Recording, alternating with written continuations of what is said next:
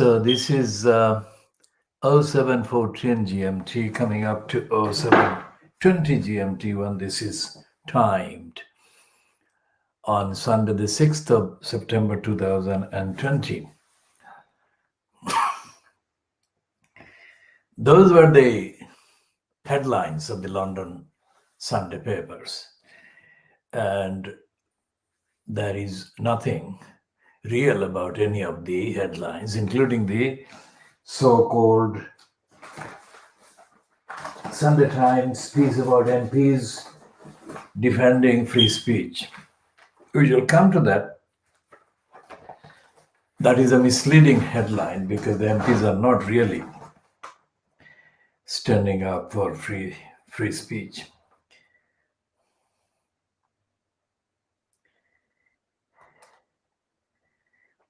And the Sunday Boris graph, which is totally, absolutely in denial of the environmental crisis and is running the piece which it is promoting, that the climate campaigners are going to be treated as serious criminals, as organized criminals. So if political protests and protest actions are treated as crimes, then it doesn't need any explanation as to what the Johnson-fronted regime is doing. And one of the most right-wing women journalists on the daily Boris Graph group, which is the Sunday Telegraph is part of, is this woman called Camilla Tomini, who is described here as an associate editor of the Sunday Boris Graph.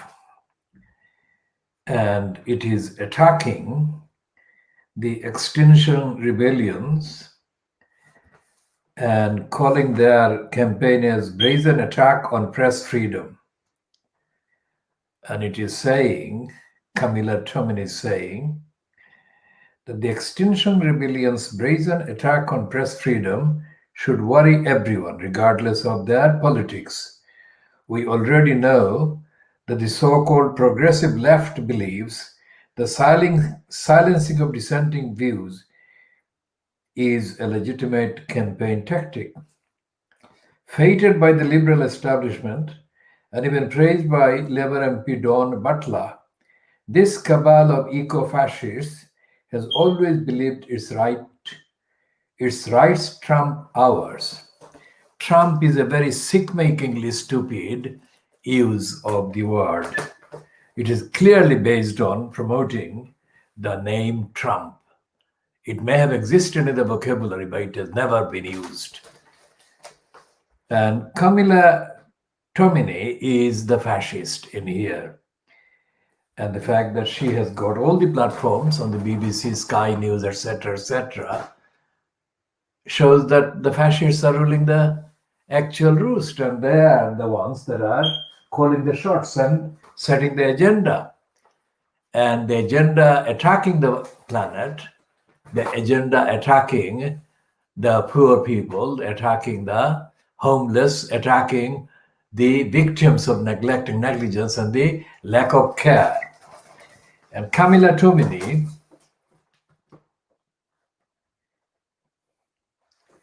is part of the agenda that the right has been running in Fleet Street in the so-called mainstream media for decades. And she is the current embodiment. She is the current embodiment of that fascist agenda. There are too many white right-wing fascistic women in Fleet Street on the mainstream media. Camilla Tomini is one embodiment, and the racist Alison Pearson is, of course, a nastier one. Camilla Tomini has got a kind of stylistic difference between herself and the likes of Alison Pearson. And of course, with the likes of Katie Hopkins and the likes of Julia Heartless, whatever her last part of the double-barreled bogus name is. So these are the people, these are women, and they are either fascists or almost fascists, near fascists. And they have been among the prominent grabbers of the platforms in this country and the mainstream media, and telling the gullibles and the vulnerables of Little England what they should be doing, and spewing hatred, completely false, absolutely false contents. So the attack on the Extinction Rebellion as organized criminals leaves nothing to the imagination and nothing to be explained. That's how far right this current British government has gone. Now the question is, where is any democratic opposition? There is none. And the forensic kind of self-promoter, Keir Starmer, is nowhere to be seen.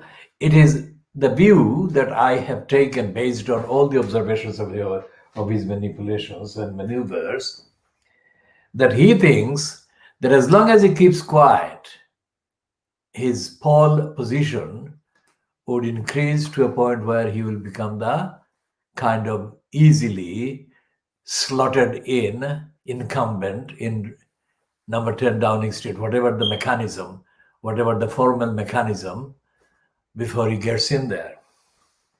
Now, he is wrong, because they are lulling him. The right pollsters and others who are, quote, kind of patting him in the back for not being Corbyn, are lulling him into a sense of complacency, which will mean that the Tories and the right wing will completely carry on destroying this country. And by the time he wakes up, Keir Starmer won't be of any importance, even in terms of reference. He's not important even now, because he's not actually confronting the regime fronted by Johnson by pointing out the errors, the mistakes, the wanton negligence, the crass contempt for duty to the community and to the people, and the grotesque violations of all the international treaties, charters, agreements, and conventions. This is a list of 4 that I keep coming back to, and I will continue to refer to that list, because that list sums up the constitutional international law breaches and violations being committed daily by the Johnson-fronted cabal. And that is a violation that is violating the rights and the needs of millions of people in this country, tens of millions of people in this country. So before moving on to the Sunday Times front page, let me just say that whatever the headline is based on is shallower than the headline suggests. So let's see what the headline is saying.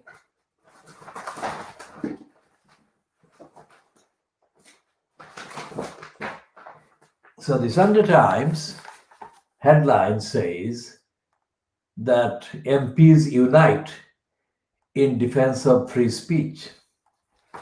Now, it is not obvious or evident that the Sunday Times has been campaigning for free speech at all. So this comes as a kind of news to me, and it is written by Tim Shipman, Deepesh Gadar, and Caroline Wheeler. Now, Deepesh is obviously an Indian and of Hindu background, not a Muslim. And I'll come to the reason why I'm saying that. And it's not about the religious background of Dipesh Katha, but the political, opportunist, strategic, racist placing of him in there that is of concern. Because the foreign, so-called international relations or misrelations and war, trade, business agenda that the Sunday Times supports is geared against, quote, Muslim countries. It doesn't matter whether the Muslims are not jihadists or extremists, but are among the sensible people across the world.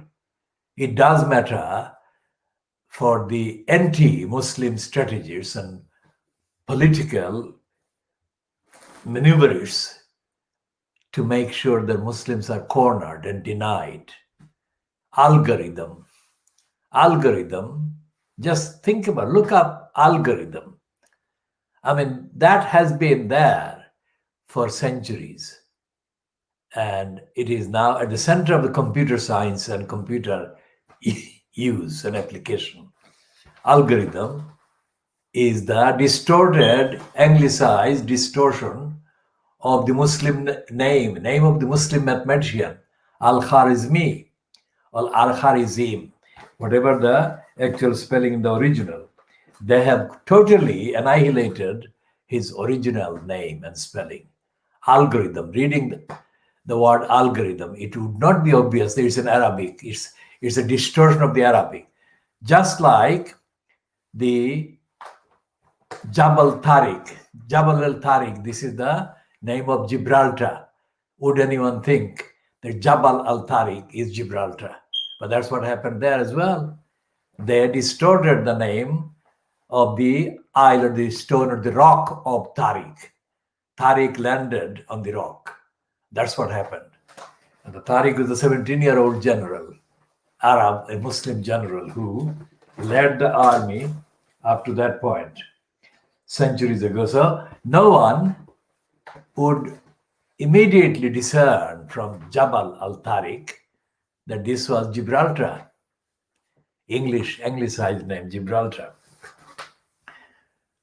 Jabal is rock, and Al is of, and Tariq is Tariq. Tariq's rock, the rock of Tariq. And there are literally hundreds of thousands of examples of Jabal al-Tariq being made Gibraltar, and Al-Khwarizmi made distorted into algorithm. And that distortion is also the big theft of intellectual theft. Very serious, fundamental, philosophical, mathematical, intellectual theft. So there are hundreds of thousands of examples across the centuries of Muslims, Arabs being robbed of their original authorship, original contribution, and credit and acknowledgement that applies to all the original thinkers and writers. So when I wrote to the New SS, by that time it was the New SS, because New Society and New Statesman, or New Statesman and Society, New Statesman and Society. So I called it New SS, SS suggesting a resemblance to the Hitler Nazi stormtroopers. And I reduced that, I made the resemblance in order to emphasize the point that this moron who was so imposed in at the time as editor, this moron was actually perpetuating this racist, anti-Muslim, targeted anti-Muslim tactic and strategy to deprive Muslims of all intellectual, mathematical, scientific contributions over the centuries, on which the current world scientific structure depends to that extent, to the extent of their contribution. Muslims are not the only one. There have been others, but others have been given the credit and acknowledgement. So when I said to this new SS editor at the new SS in the particular correspondence, I pointed out that the reason why he was quoting or he was allowing references to be made to John Pilger and Mark Tully was nothing to do with what they were saying or they were reportedly saying at the time in that context. It was the fact that they were white and they were European and they were of the same race as the majority in this country, and they would not be mentioned even if they made a bigger, more substantial contribution to the particular issues at the time, had they been Muslims or other backgrounds, people of other faiths and other countries and whatever.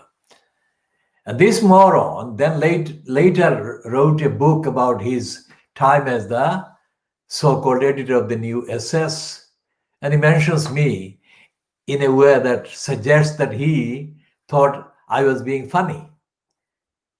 When I said that it was racist, continuation of the racist strategy and agenda to exclude and to deny recognition to people who were from Africa and Asia and who were Muslims in the contemporary context of the anti-Muslim agenda and the anti-Muslim nervousness that dominates so much of the war traders and war makers. And he thought that I was being shallow. That is what he thought. Now that is where he and Theresa May in a hostile environment about the Empire Windrush people and generation meet. And despite Amelia Gentleman's writing the, quote, award-winning series of articles for The Guardian about the Windrush generations, including in The Guardian yesterday, The Guardian remains similarly oriented and strategically hostile to recognizing Muslim contributions, intellectual contributions. I'm talking about mathematical, scientific, logical, and other theoretical contributions. And so therefore the diagnosis, the word diagnosing, the media, diagnosing Fleet Street, very much covers all those incidents and relies on that kind of evidence that I unearth and identify, locate, and encounter. So when I condemned the new SS 30 years ago, I did that on the evidence available at the time, and since then, the evidence has continued to perpetuate or be perpetuated according to the same theme and narrative that I identified and pointed out and condemned. I give the example of George Galloway. Now, Galloway was done a favor by our community, the whole constituency. Labour Party in Bethnal Green and Bow effectively was revolting against then Blairite, quote, MP Una King, refusing to support the Palestinians and support the condemnation and opposition to the attackers of the Palestinian people. And she challenged the people who protested against her behavior. She said, well, if you don't like what I'm doing, then get me out of the seat if you can at the next election. She was that confident. Una King was that confident that she would retain the seat. It so happened that Galloway needed a home. Of course, he treated it as a detour, as he said in his spiel to the so-called Select Committee on Crossrail on the 19th of July, 2005, 2 months after I got in, that it was a detour he was an MP in Bethnal Green and Bow as part of his detour. Now, of course, in the last 15 years, I have had reason, evidentially, to expose George Galloway as far more sinister and far more shallow than I said at the time he was incumbent. Because while he was incumbent, he never said anything about the constituency that he started to say after he returned as a kind of guest of the discredited Mayor Lutfur Rahman. And he spoke at a do in November 2014 at the Myland venue, where he claimed that it was him that enabled, and the word he uses there is Bengali.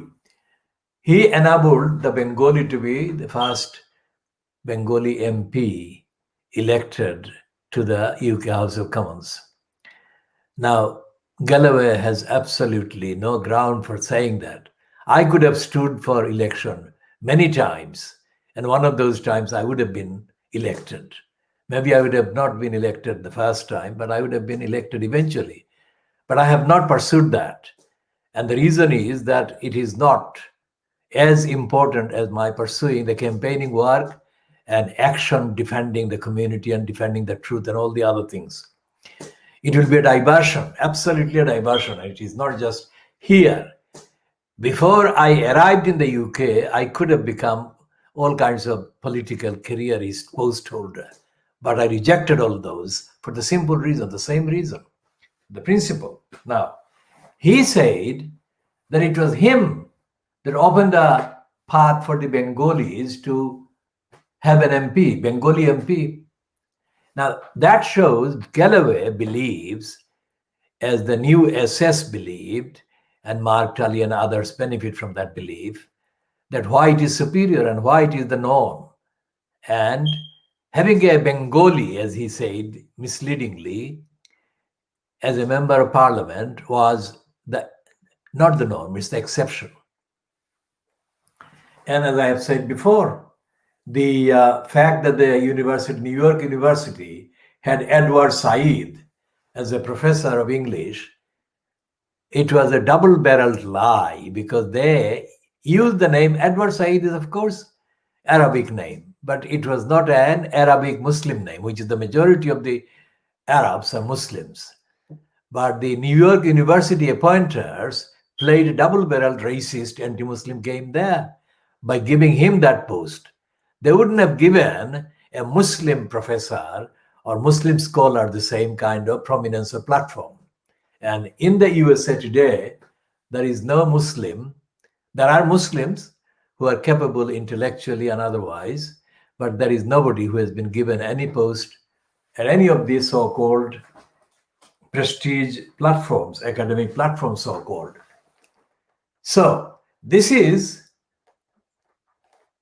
continuing the crusade, continuing the anti-Muslim crusade over centuries. And this goes on today. And in the press, when the Sunday Times says that the MPs unite in defense of free speech, they don't acknowledge the right to speak freely, the right to free speech by the Muslims or the victims of racism. Compared to the Muslims, compared to the hostility shown to and reserved for Muslims, the Hindus, the other faith groups from the subcontinent and from other parts of the world are not in any way comparatively venomously attacked or vilified. Not even the Chinese, against whom the Western culture has got a kind of on and off relationship. Currently, they're doing the off mode, as Boris Johnson has confirmed by declaring that 3 million Hong Kong anti-Chinese Hong Kong Chinese persons would be given automatic British citizenship. Now, how many millions of years would it take for 3 million Asians from the other parts of Asia, not that part of Asia, like the subcontinent, to be given nationality, British nationality? It beggars belief. It would take 100,000 years, and still there won't be 3,000 people from Pakistan, Bangladesh, and India given British citizenship in that way. Every citizenship application is a hurdle that is more horrendous and arduous and distressing than any other experience, comparable experience. So that is racism, absolute racism operated by the British state. Doesn't matter who the government fronter is, whether it's Jim, the racist Callahan, or Gordon, the racist Brown, or Tony Blair, the massacreist. It doesn't matter because the policies remain as hostile and increasingly hostile.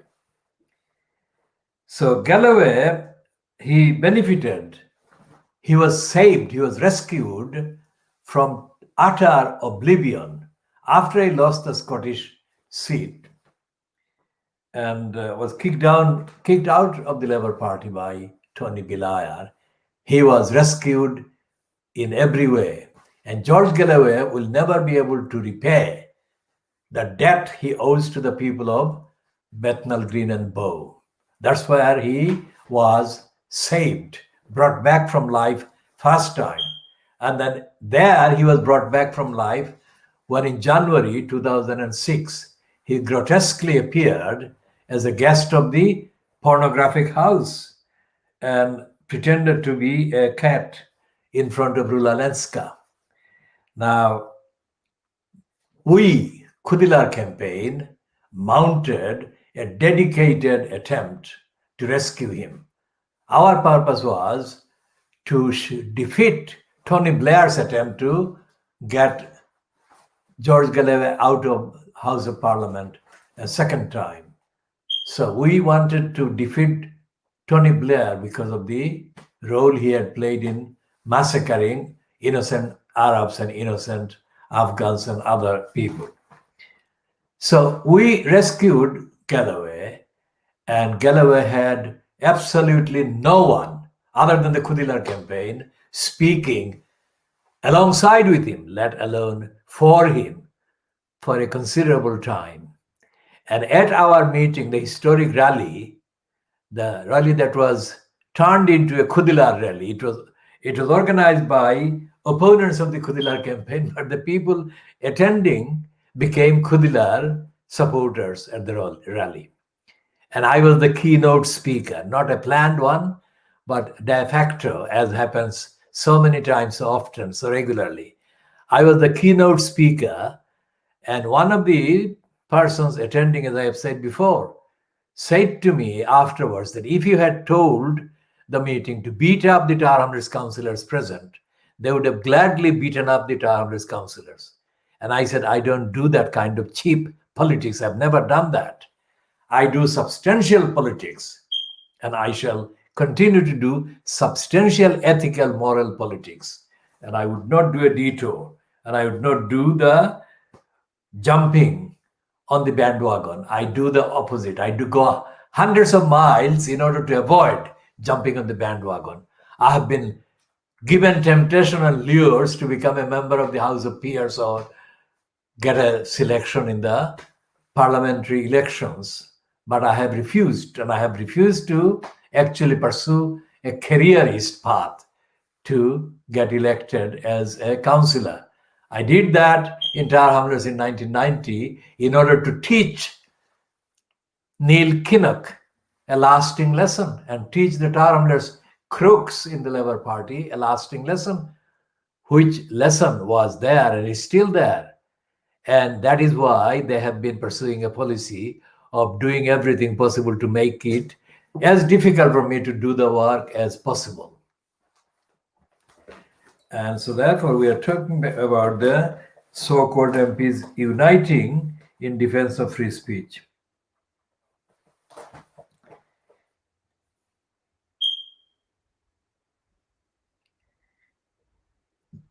And it is, as I said, it is not free speech against the government. It is the same thing that the Daily Boris Graph is doing against the climate change activists.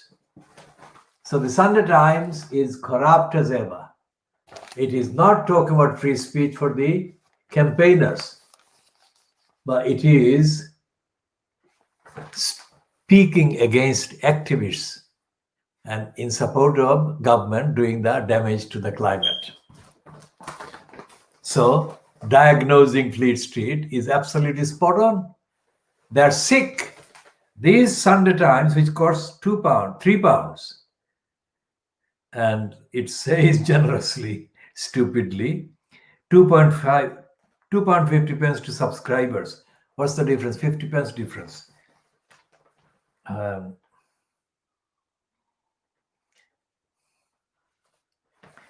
in the serialization, in the Sunday Times, owned by Fox News and Dirty Digger Rupert Murdoch, they're running this memoir by Kim Danner that was in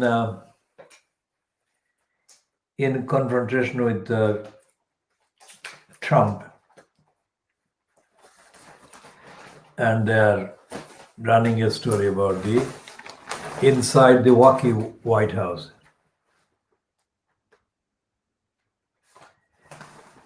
And in the Sunday Times on page 18, they are overhyping the undercover reporter's expose, reigniting French police racism row.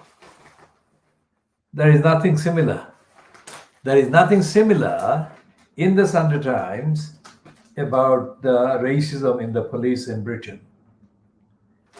And there is absolutely nothing about the racism in the police in the USA, where the Black Lives Matter movement had to be formed in order to stop uncontrollable racist police violence against Black people, and particularly as it has been emerging that white women often complain to American police against Black men, even when the Black men were innocent and the complaining white women knew they were innocent. But the fact that they go to the police against Black men shows that there is a predisposition, there is an established readiness on the parts of the police in the USA to see Black men as criminals first, guilty first. And so any complaint against by white women against Black men is treated as a serious complaint, worthy of investigation and worse. So that has been the demand in many cities and many parts of the USA for the actual physical disbandment of the police, because the police has become a force of violence and criminal attacks, racist attacks. But the Sunday Times does not report the reality in the USA in that way, but it is reporting on page 18, the undercover reporter's expose, reigniting French police racism row. It says the prejudice of some officers against North African youths has been laid bare by a journalist who joined their ranks, the police rank. And North Africa means Algeria, because Algeria is the bigger part of the French North African Empire or African Empire. So the Sunday Times is as sick this Sunday as it has been for a long time. And the Daily Sunday Mirror is continuing the fetish, the obsession against Harry and Meghan.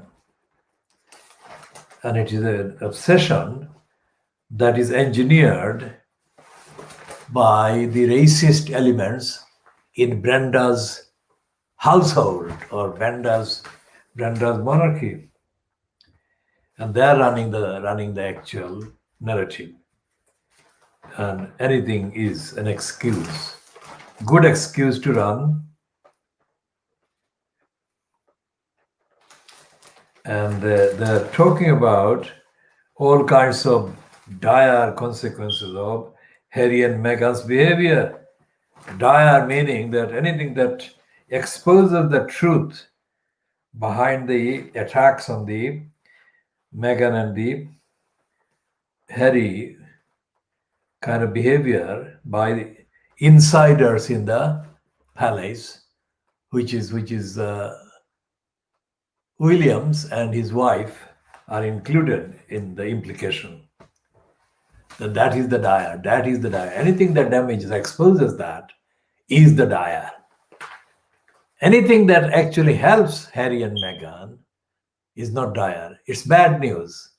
So they are brazenly running this racist agenda, and that is being joined by the Daily Mirror, which is supposed to be not as racist as the Mail on Sunday or the Sun on Sunday or the Express on Sunday or whatever.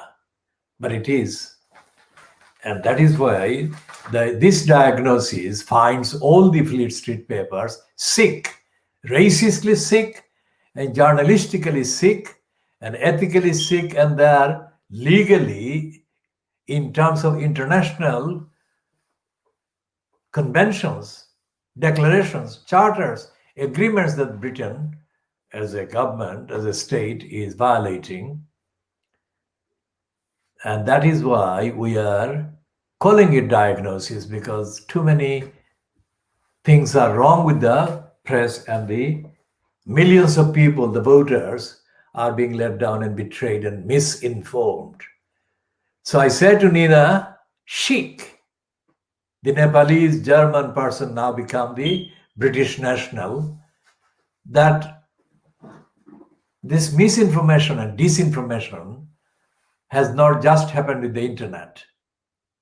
That is something that has been going on for at least 200 years. And that is where she has to read up and get to know the actual truth about the history of racist media, imperialist media, and capitalist media. It is not there. It never has been there to inform the public. It has been there to misinform, misguide, and to demonize, and worse, as far as the ordinary people are concerned. Now, the Observer is supposed to be the Guardian on Sunday, even before as I said, even before the Guardian formally bought the Observer, it was treated as the Observer was treated as the Guardian on Sunday by most people who read both the Guardian and the Observer. And it has been absolutely confirmed since Alan Rabisher bought this, that the Observer is like the Guardian on the Sunday.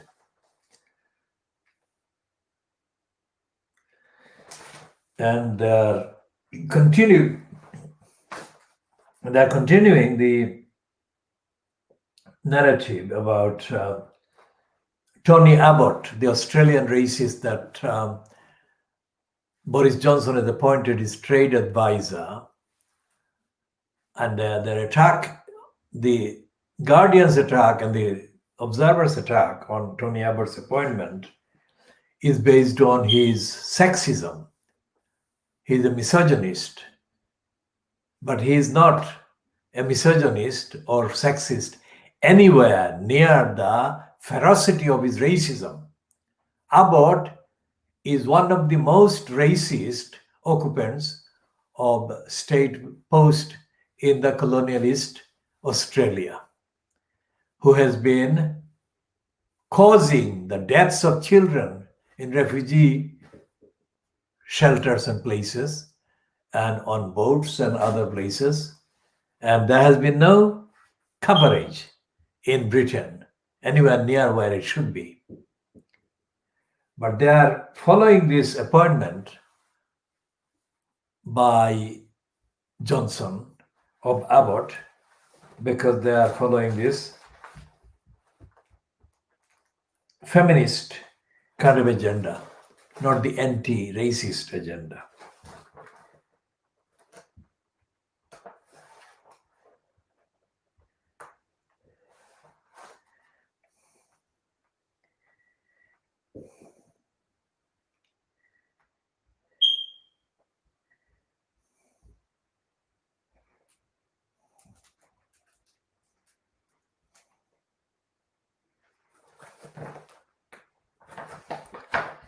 And they've got a piece about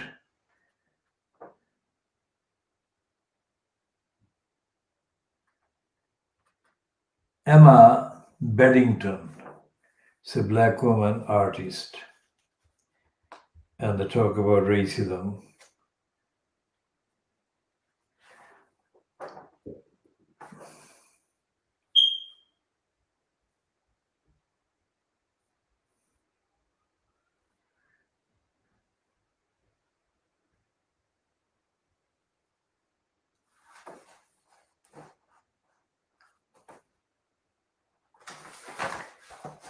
So in the Observer main pages,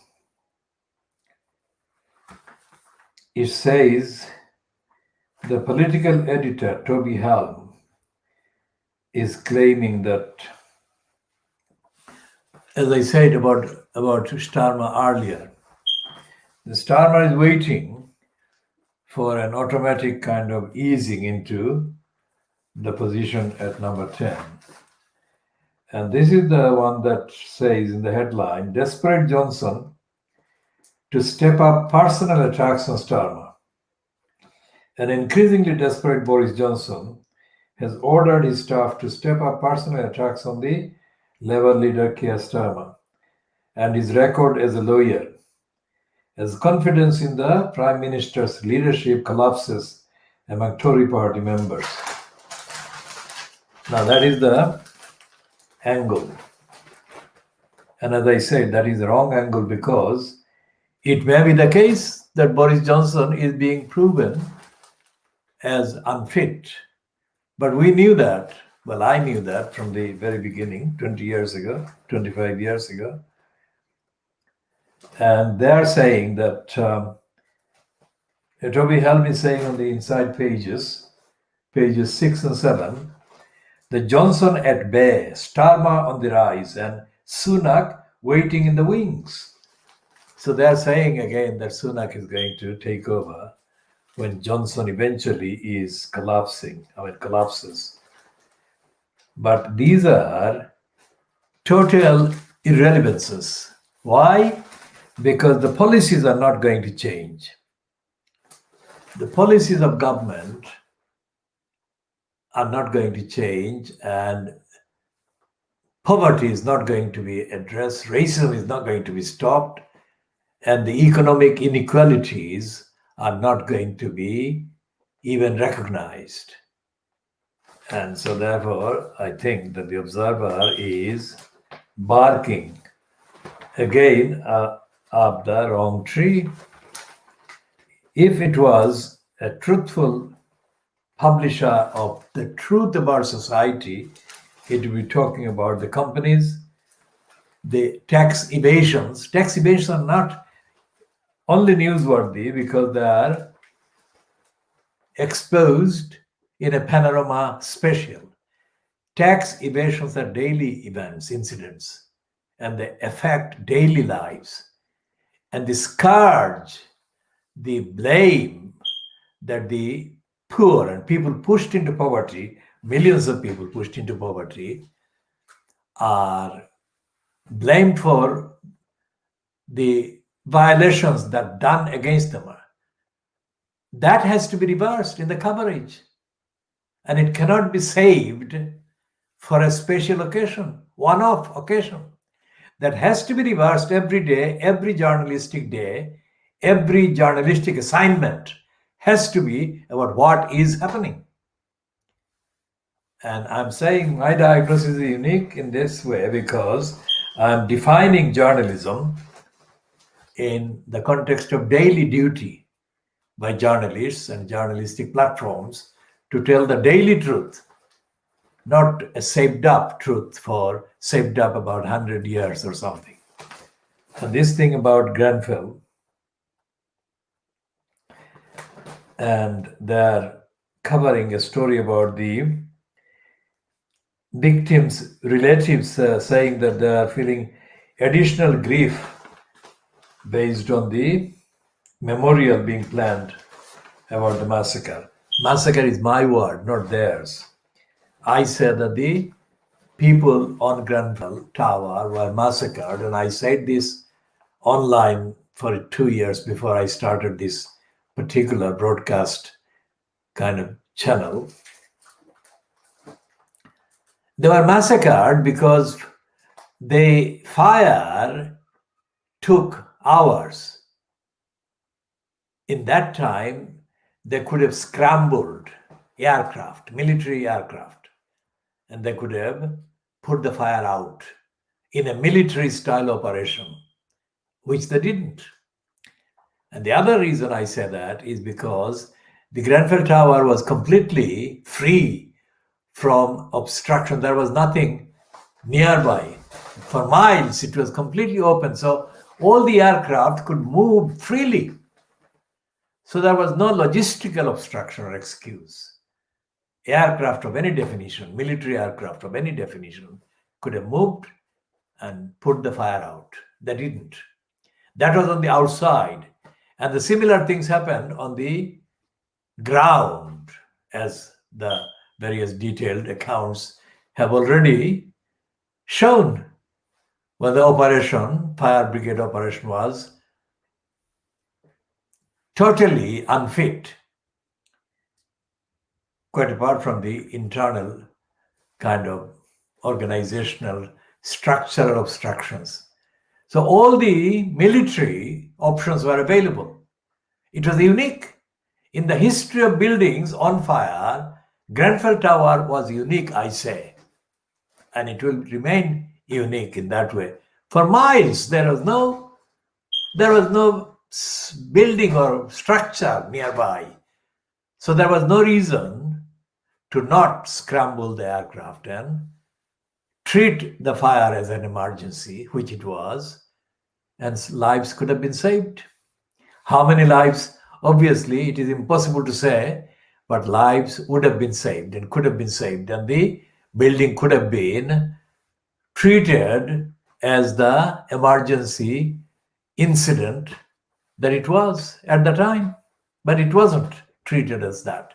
So it is a massacre because what could have been done was intentionally withheld and the people allowed to be burned to death, suffocated to death. And that is what happened. So these people, the relatives of the Grenfell memorial plans, they're talking about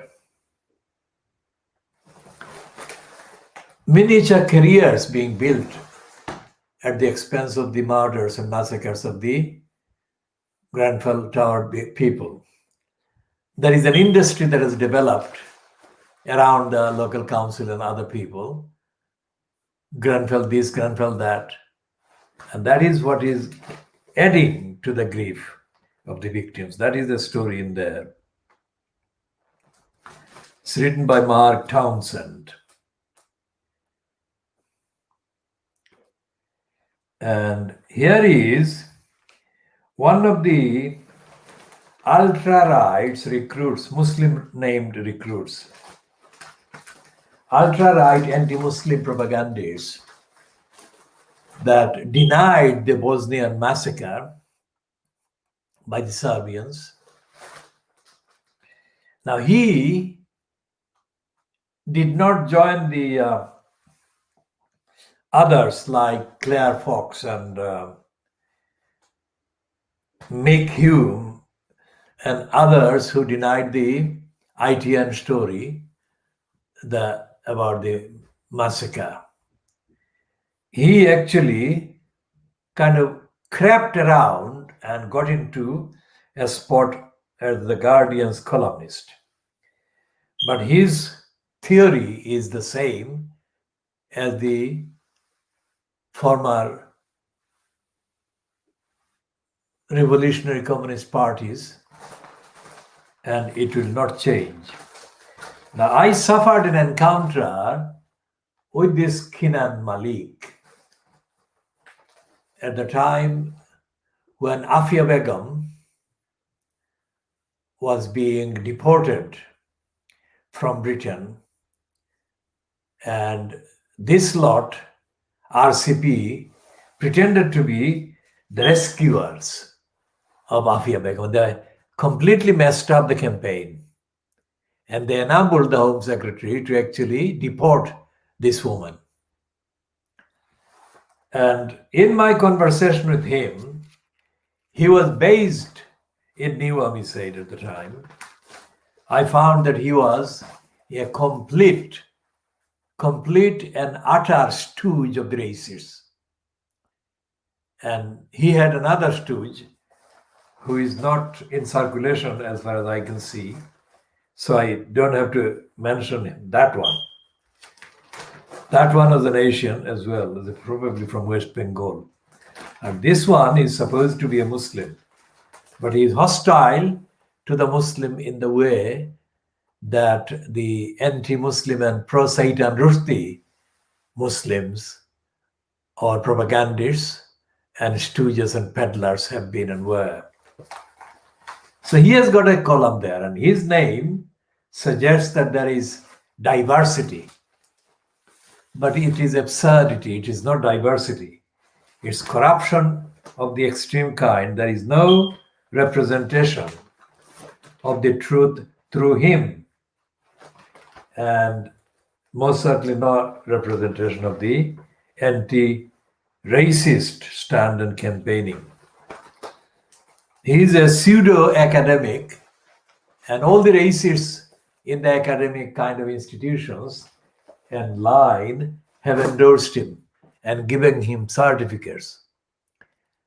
So what I am looking at on this Sunday is that newspapers, Sunday newspapers, are full of fascistic attacks on free speech and the campaigners against climate change, destruction, and there is no evidence of the Labour Party taking a stand against this attack.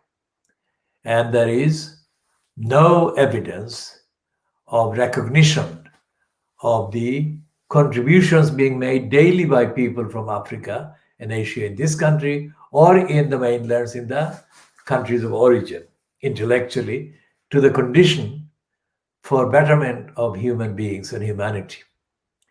And there is nothing about dealing with the causes of poverty in this country, and there is no evidence that Keir Starmer is up to the task of opposing the failures of the government in dealing with this public health threat. Everything is itsy bitsy and in kind of ticklish bits that are released by the newspapers. And the main thrust of the newspapers is to shore up Boris Johnson, to show him as the can-do action man against all evidence. So that is the part of the diagnosis so far. We shall be continuing in the later parts later on today. This is now 8 minutes past 8 in the morning, GMT, Greenwich Mean Time, on Sunday, the 6th of September 2020. 6th of September 2020 is exactly what, 50 years from 6th of September 1970. And the 6th of September 1970 was the day when the then leader of the Awami League in then East Pakistan, 6th of September 1970, was before the 1970, December 1970 general election that took place in Pakistan, which led to the process that ended up in the state of Bangladesh being created instead of East Pakistan. But 6th of September 1970 was the day that Sheikh Mujib returned from a meeting or series of meetings held in then West Pakistan, which is now Pakistan. So whether he met them in Rawalpindi or in Islamabad or in other parts, Lahore, wherever, he did not go into detail. I was one of the very small number of journalists at his house, which was at that time number 32 Dhanmondi in Dhaka. And he had a briefing with us. Now, outside the then Tesgaon airport in Dhaka, there were anything from 300 to 400,000 people waiting there to greet him as he was returning from the trip or talk in West Pakistan. Critical times. And when we went to his house, we went in separate cars, not with him. And we were taken there by his kind of staff that controlled this access to the leader of the Awami League. And we sat on the first floor of his house. And he spoke for a very short few minutes. And my memory of Sheikh Mujib at that meeting, at that time, remains that he was, for whatever reason, he was reluctant to go into details. And there was nobody, including myself, who had the inclination to press him to go into details. Because the kind of aggravation between the Awami League and the Pakistan regime, led by and controlled by the mainly West Pakistan, and the allegation was the Punjabi factions, was so extensively covered that none of us present, myself and another 4 or 5 at the most, so maximum number were about 6, not 7 journalists or writers. And we were the senior writers at the time from the press based in Dhaka, the national press. And we were the correspondents that were chosen, not that we offered ourselves, but we were chosen by the people who controlled the access to Sheikh Mujib at the time. So we were at random. We were at a press kind of enclosure at the airport, and they came to us and they said, these people, you have the access to the leader of the Awami League and you can come and meet him at his house. So we went there in a vehicle that was provided by that same section. And the meeting was very short. And Sheikh Mujib was not articulate. He just said that words to the effect, I'm talking 50 years later, I didn't make any notes because it was an informal briefing. We didn't make a note, and there was no way that anyone, I didn't even imagine, there was no recording system, so we didn't record anything. I didn't record anything anyway. I had no recording device, and I would not do that unless there was this acceptance that this was going to be recorded or written down. Essentially, Sheikh Mujib said words to the effect that we cannot do anything with them, or we cannot get on with them. So therefore, the idea was that the relationship between the political agents or political forces representing then West Pakistan and himself representing, in his opinion, the political position of the whole of East Pakistan, was incompatible, a point of no return. Now, the history has proven that that was not the case, and that some other things happened. And the point of no return could have been reversed. Point of no return assumption could have been returned, and a peaceful outcome or settlement could have been reached, whatever the outcome, whether the outcome would have included the creation of the state of Bangladesh or not. It was not clear, but there were various options. And as I have said before, nothing to do with any political party. I never belonged to any political party or group or faction of any kind. I am, as I am now, an independent kind of thinking person, thinker, analyst, observer, and campaigner, and an opponent of all things illegal, unlawful, immoral, etc.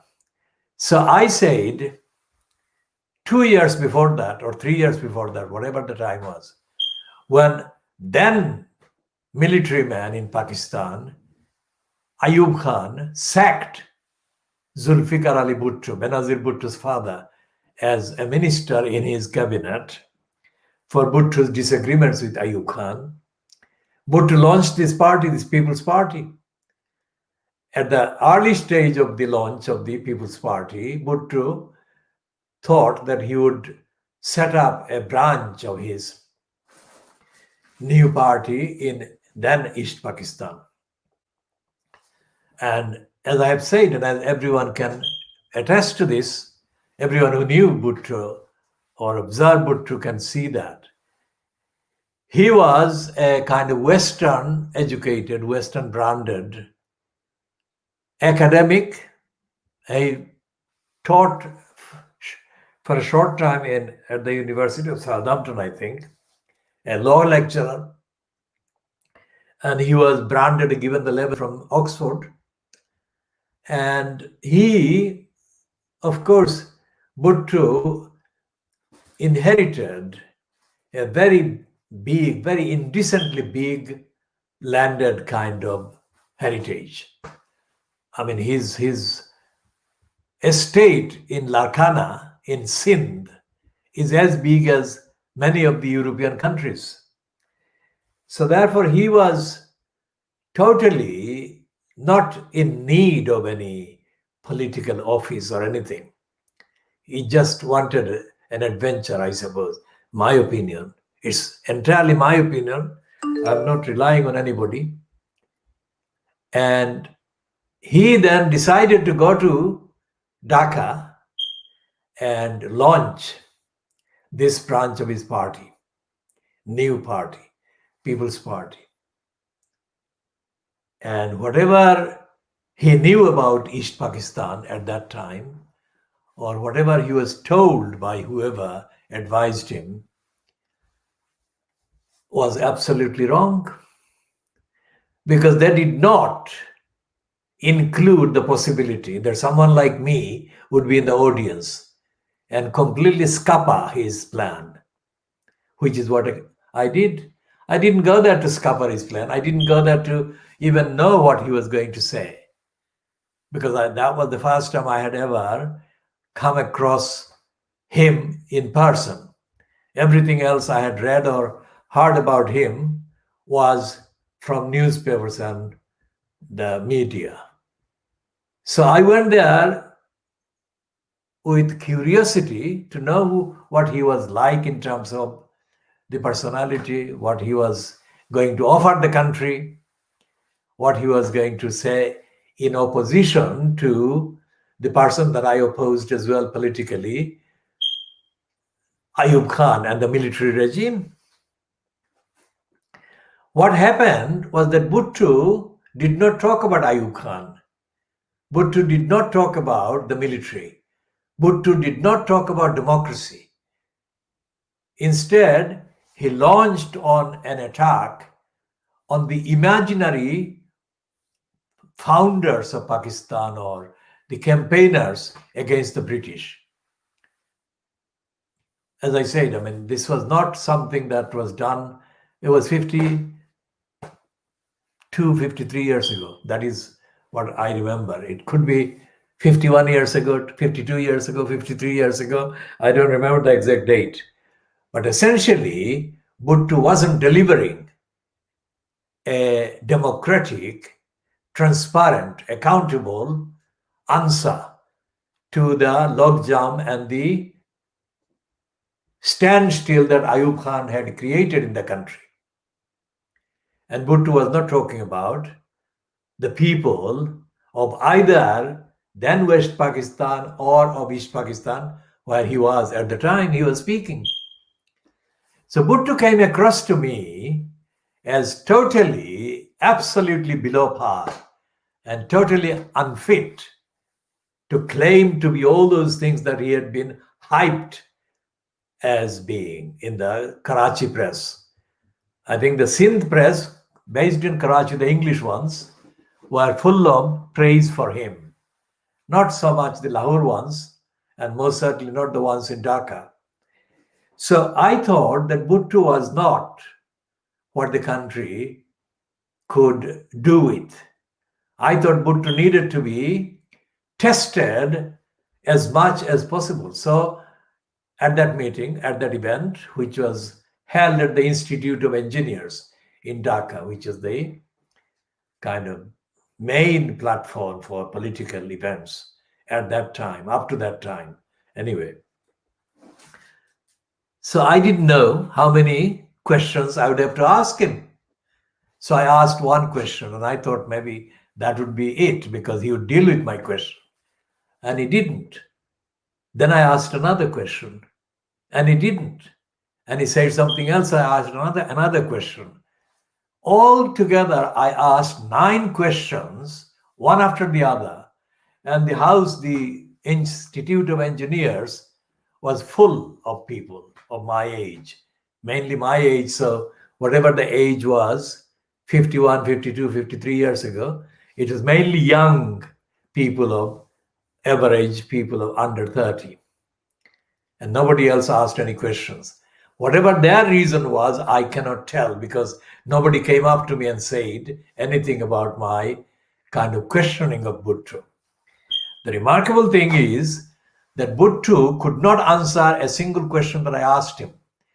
While I was preparing the 10th question, Bhutto took out of his pocket what looked like the handkerchief or something similar. And he kind of looked as if he was wiping a tear or two. But what he looked like was he was very, very angry.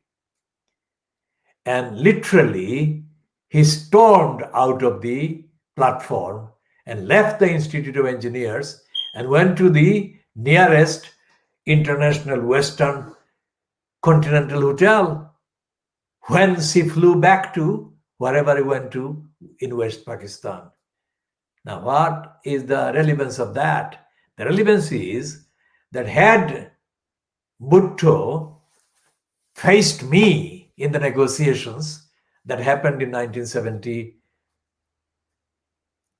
in the aftermath of the 1970 election, in the negotiation that Sheikh Mujib kind of engaged in order to get the agreement of Bhutto to become the prime minister of the newly elected assembly, I think Bhutto would have given a different response. I'm not saying he would have surrendered, but Bhutto could not have behaved in the way that he did, according to reports, because I wasn't present at the various negotiation rounds that took place with Bhutto participating from the other side. That is, the other side meaning that he opposed Sheikh Mujib, and Mujib got the majority numbers, and on that majority alone he was entitled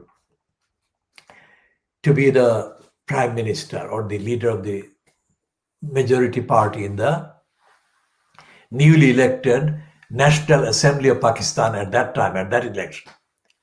So Bhutto did not meet anyone like me. And as a result of that, he was not exposed as far as the reports are concerned, he was exposed as a kind of like he's an enemy of democracy and all that. That is not the point I'm making here, of course. He was not diagnosed on the basis of his performance, on the basis of his kind of evidence, whatever went on. I have not read anything from there, but I'm only going by the general reports that came up in the papers afterwards of the exchanges and encounters. So that was a moment in history that was lost. If I were there, I would have done my bit and I would have asked Bhutto the same questions. I suppose I was in the process of asking him the number 10, and I would have probably asked him another 10 questions, altogether 20 questions altogether, and I would have seen what he was made of. But that was not offered, that was not available. And the people who decided on confronting Bhutto on behalf of the winning party, the Awami League, obviously didn't think or weren't aware of that meeting that I had with Bhutto years ago. If they were, they would have probably considered, but I was not a member of the party, of any party, but they could have still approached me for general benefit of the population as a whole, the collective good, the greater good of the population, and they could have asked my opinion, but they didn't. So this is another exclusive, enhanced update on that encounter I had with Zulfikar Ali Bhutto, who was so destructive of democracy and whose role was completely counterproductive to his ambitions or whatever. And I think that we shall be looking at the evidence a bit more in due course, because I believe that the failure by Bhutto to answer my questions and the way he left the whole event meant that the country, he had come to East Pakistan at the time to conquer East Pakistan and to neutralize the Awami League. Now, all of that went completely out the window. And I ended up scuppering him and giving the whole field to the Awami League. Not that I did that, but that is what happened. Had there been no questions from me, and Bhutto would have received some positive, laudatory, appreciative kind of noises from other people, I'm absolutely certain that before he came there, he had a group of people present there to clap him and cheer him, who didn't prepare themselves for my appearance. So they were completely, I think, unprepared for that. So they didn't clap. They were, I am sure, unable to deal with the challenge that Bhutto was failing to actually overcome. And that is where we shall leave this particular reference and this particular edition.